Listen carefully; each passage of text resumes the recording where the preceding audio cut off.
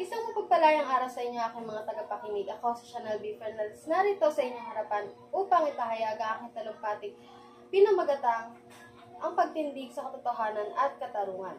Ngunit bago ko ito simulan ay kayo aking tatanungin.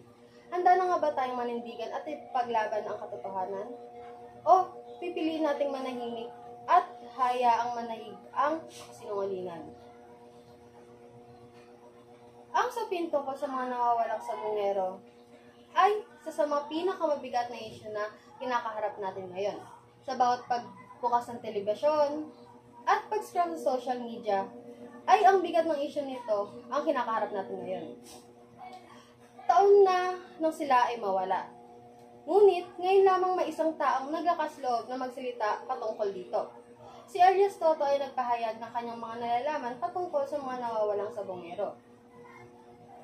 Ayon sa kanya, ang mastermind na si Atong ang nagutos sa pagpatay sa mga nawawalang sabongero at sa pagpapatapon nito sa Bulkang Taal. Ang sigaw ng mga naulila, katarungan, para sa kanilang mga minamahal sa buhay na naging biktima ng karumal-dumal na krimen na ito. Ako'y naninindigan na tayong mga taong may puso at isipan ay tungkulin nating tumindig para sa katotohanan at katarungan.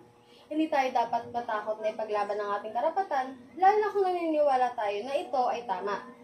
Hindi rin sapat na manahimik na lamang tayo sa harap ng kasinungalingan dahil ang ating katahimikan ay nagiging pag-ayon dito. Ang katarungan ay hindi lamang para sa iilan, kundi ito ay para sa lahat.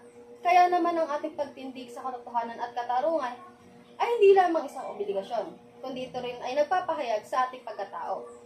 Sa pamamagitan ng ating tinig at pagkilos, sama-sama nating hubugin ang mundo na kung saan ang katotohanan ay naghahari at ang katarungan ay naglilingkod sa lahat.